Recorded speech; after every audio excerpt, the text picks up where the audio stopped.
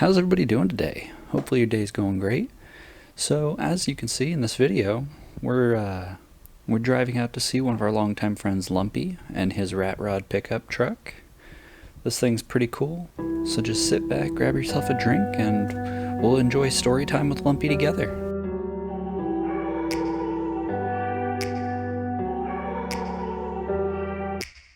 Take me back to a place where I felt at home. Take me back to a day when we weren't alone. Take me back to an age when the world felt small.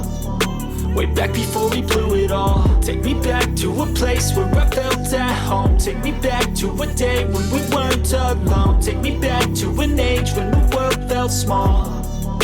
Way back before we blew it all. So how you doing today, Lumpy? Doing fine, thank you. How about yourself? Not too bad. So, it's another great day to be alive. So we finally scheduled some time with you to come out and look at the truck.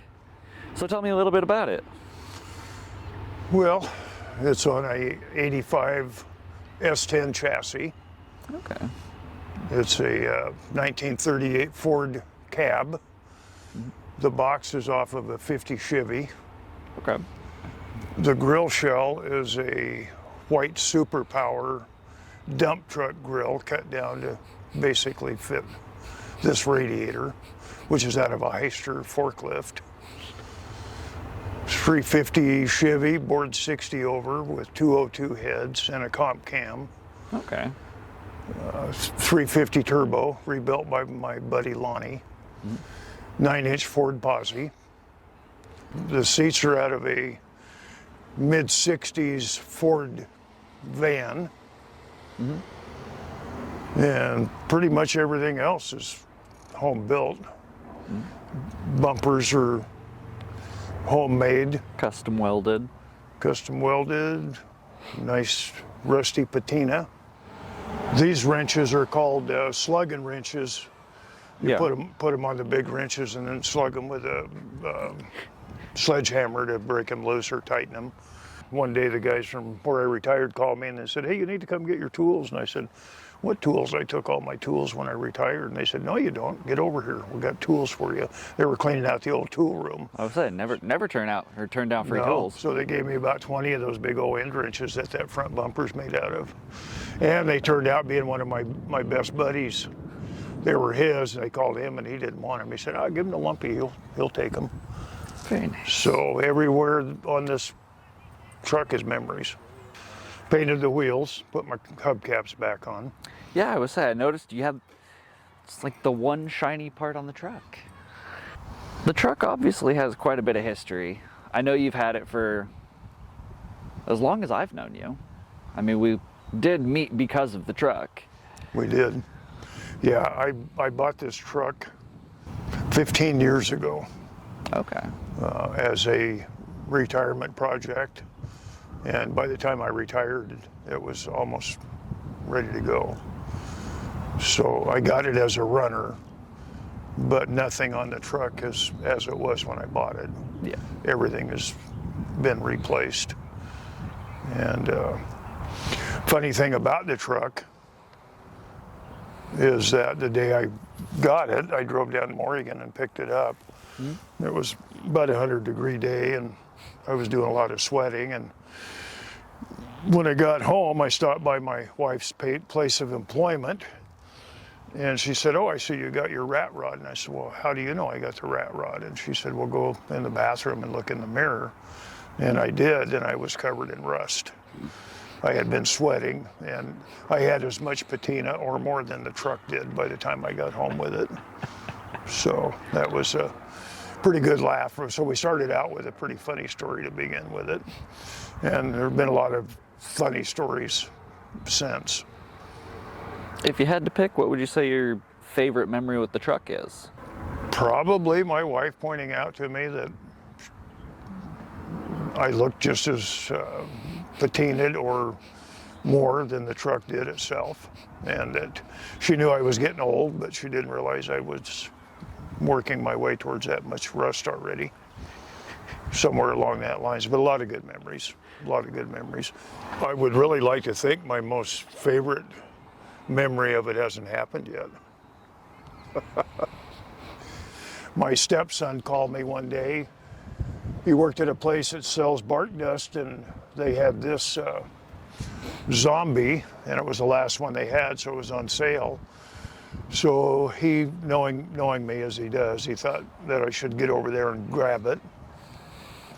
So I bought it. I was going to put it in our flower bed, so when my wife came around the corner from work, she'd see it and scare the thunder out of her. Well, I happened to go by the shop and looked at the rat rod and looked at the zombie, and that's what happened. It never made it home. It never made it into the flower bed. So. But did it scare her still? No, it didn't scare her, but it does scare a lot of the little kids. A lot of the little kids are startled by it. A lot of big kids really like it a lot, such as myself. I think it's added a lot of character to the truck. Third brake light, when you hit the brake light, it lights the zombie up, so Yep. that's kind of fun. I actually had a lady one day at a car show filming the truck. Took her about 45 minutes, and she told me she was an art teacher in the high school. And she said, if this isn't a work of art, I've never seen one. She said, this is going to be part of our class project. She said, I'm going to show all the kids your truck and all the cool things that you have to look for to actually see them.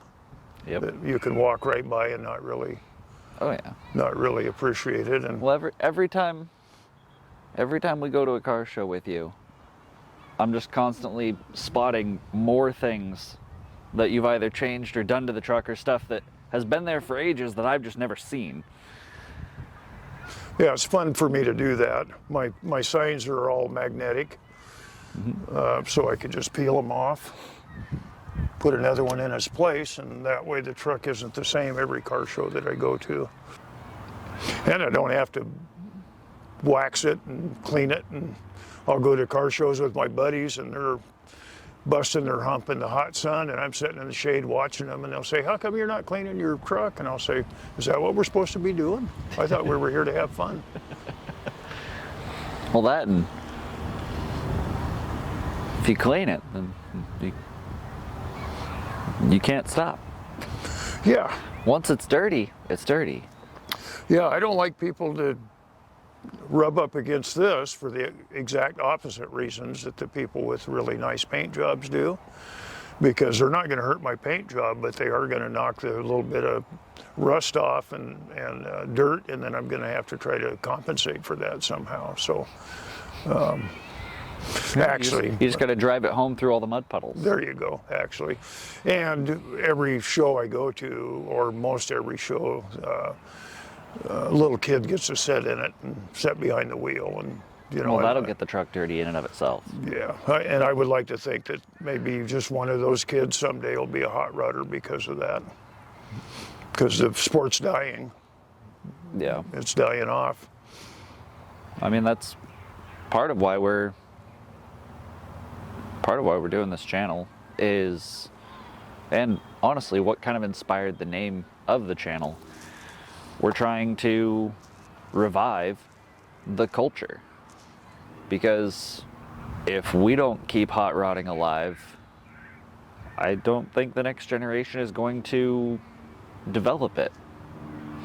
I agree, 100%. Makes me sad. I mean, you go to the car shows now, and let's be honest, they're all old farts like me. Most of them. Well, you're definitely a fart, but I don't know if you qualify. I'm definitely an old fart, that's for sure. Another great thing about this truck is how I met your dad. Yeah. Now, which tire was it that Right front. was the right front tire? Passenger. Why we met? Passenger side front, yeah. Yeah, your mom's car was right next to me, and that jackass was sitting, your dad was sitting right by my front tire, and that guy was standing with your dad. And I went to get something to drink, and I came back, and there was a gentleman just kind of rubbing his shoe on my tire and putting his foot on top of my tire, which was no big deal, but after about 20 minutes of it, it started to kind of bother me a little bit. So I asked him to politely to remove his foot off my truck. And after he walked away, your dad said, "Man, I'm glad you did that." He said, "I was ready for that guy to leave an hour ago." And your dad and mom and you and I and your wife have been friends ever since. Yeah. So it was a God thing. Oh yeah. No doubt in my mind about it. So it's brought new people into my life, taken some people out of my life that didn't like it. Didn't need to stick around. And that didn't need to be involved in my life. And I try not to judge other people's cars because every car there, whoever owns them, they love them. Mm-hmm. No matter what the car is. And I respect them for that. And I want to have people respect my truck for being my vision, not theirs. In all the years that you've been playing with cars, building cars, what would you say is the best piece of advice that you could give to my generation, the younger generation, that will keep cars alive? Just have a vision when you buy a car. Have a vision that where it's at when you buy it and where you want to take it. And it's okay to change that vision. Mm-hmm. Don't get set 100% on what you started out to do. And enjoy it. Make it fun. Do it with your friends. Have your friends involved in it. I can't tell you how many people are involved in this, just giving me different tools and advice. And my tail light lenses here and the sun visor on this I got from a very good friend of mine that just passed away 3 weeks ago. Mm-hmm. And so now those pieces are more valuable to me than they were before. Yep. The V8 emblem on the grill shell are a couple of my dad's old end wrenches that I cut up and made a hood emblem out of. And I hesitated to cut them up because my dad's been gone for a while now. And then I thought, I think he'd really like that I did that. Mm-hmm. So everywhere I look on this truck, there are memories for people that are no longer with us. Spark plug wire splitters are made out of end wrenches that belong to my dad. And I've just tried to incorporate tools everywhere that I can on the truck. Mm-hmm. Because of my dad. My dad gave me love of the automobile, and by owning an auto wreckers for years, and we circle tracked for years. My dad and my two older brothers and I all drove circle track cars, and I've been in love with cars since I was 5 years old. Mm-hmm. This is just a continuation of that. The air cleaner is a mailbox with my dad's address from his business back in the early 60s. It's a tribute to my dad.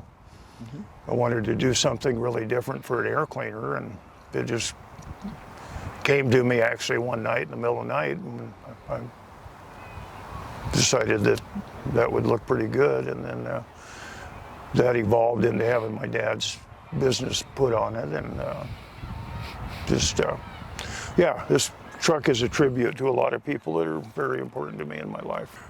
I would just say don't get caught up in a box.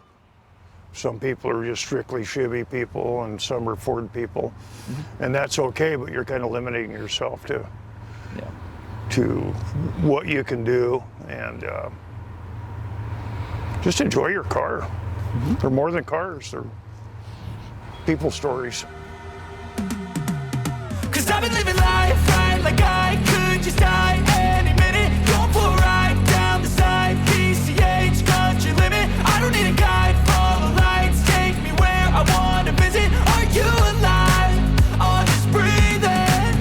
'Cause I've been living life right like I could just die any minute. Going for a ride down the side, PCH country limit. I don't need a guide, follow lights, take me where I want to visit. Are you alive? Or just breathing?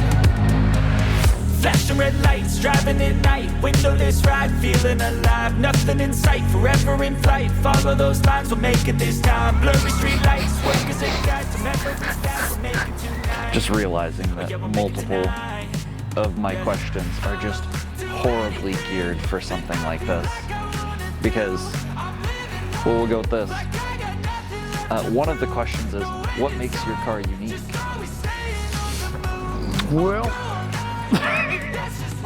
where do you want me to start? Exactly.